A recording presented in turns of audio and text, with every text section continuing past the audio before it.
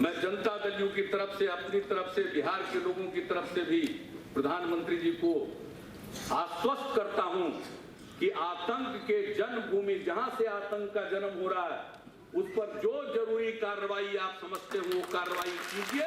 हम सब आपके साथ, आप कीजिए, आतंकवाद से लड़िए, मुकाबला करिए। पठानकोट और उरी में हमला हुआ आतंकियों का, हमसे तो बहुत लोग पूछते थे, हमने कहा कि नहीं, इन सब मामलों में हम केंद्र सरकार का साथ देते हैं, केंद्र सरकार के साथ रहते हैं।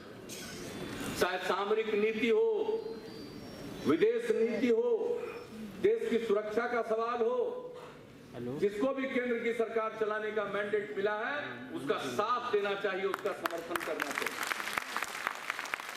हमारे भारतीय सेना में इतना दम है कि परिस्थिति का मुकाबला करेंगे। अनेकों बार उन्होंने अपने शौर्य का प्रदर्शन किया, हम उनको सलाम करते हैं और उन पर पूरा भरोसा।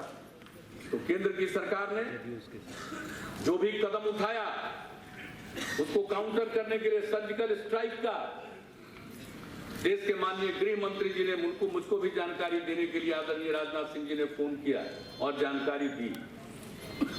और जब उन्होंने जानकारी दी तो हमने कहा कि ऑपरेशन सफल हुआ ना, तो उन्होंने कहा कि हाँ। तो मैंने कहा कि हम लोगों की बधाई है और पूरे तौर पर आपके साथ। आप ये सारे मसले हैं, पूरा देश एक है। उसी दिन सब पार्टियों की मीटिंग हुई, सबने एक स्वर में सरकार का और सेना का साथ दिया। हम सब लोग साथ हैं, पूरा देश एकजुट है। और कल भी प्रधानमंत्री जी ने कहा ब्रिक्स में समिट में पड़ोस के बारे में उन्होंने अपनी बात रखी है। भारत का जो विचार है उसको उन्होंने प्रकट किया। हम सब लोग साथ हैं।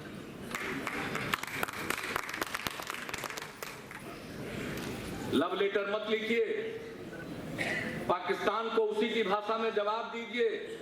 जो भी आप कदम उठाइए, हम सब लोग इस मामले में आपका साथ देंगे।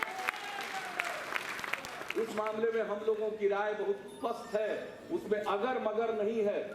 हम लोग उन लोगों में से नहीं है जिसने कहा कि अरे भाई इसके बारे में यहाँ चर्चा है, वहां चर्चा है, जरा बता दीजिए, दिखा दीजिए कैसे हुआ। ये सारी बातें बेमतलब की। जो भी करेगी केंद्र की सरकार और हमारी सेना, हम सब लोग साथ। देश एक है, देश मजबूत रहेगा तो सब हम लोग अंदर बहुत बात कर लेंगे आपस में। लेकिन जब देश ही नहीं रहेगा तो अंदर क्या करेंगे? इसलिए हम लोग सब मामले में एकजुट और समर्थन करते हैं। हमने केंद्र सरकार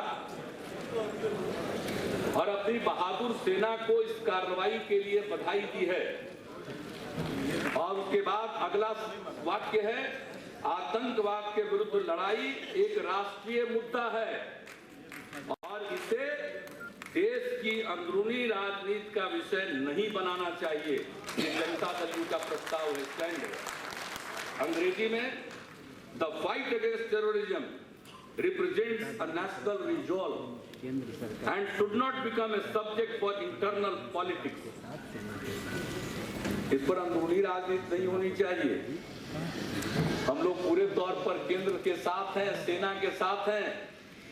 केंद्र तय करे, उनका हम समर्थन करते हैं, करेंगे। लेकिन मैं एक आग्रह केंद्र सरकार से जरूर करूंगा, माननीय प्रधानमंत्री से जरूर करूंगा कि आप अकेले भाजपा के नेता नहीं है, आज देश के प्रधानमंत्री हैं, देश के नेता हैं, देश के प्रधानमंत्री हैं। पूरा देश आपके पीछे खड़ा है आतंकवाद से लोहा लेने के लिए, और जो भी हम पर आक्रमण करेगा उसका ठीक ढंग से प्रत्युत्तर देने के लिए।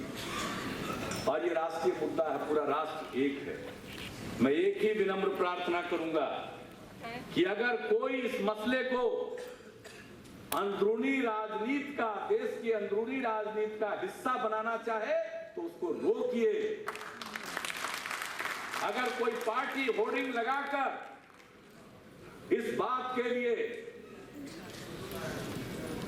श्रेय लेने की कोशिश करे या इस बात को लेकर कोई माहौल बनाने की कोशिश करे, अंदरूनी देश की राजनीति को प्रभावित करने की कोशिश करे, तो यह काम सही नहीं है, ठीक नहीं है। और इस काम को कभी भी देशभक्त से नहीं कहा जा सकता।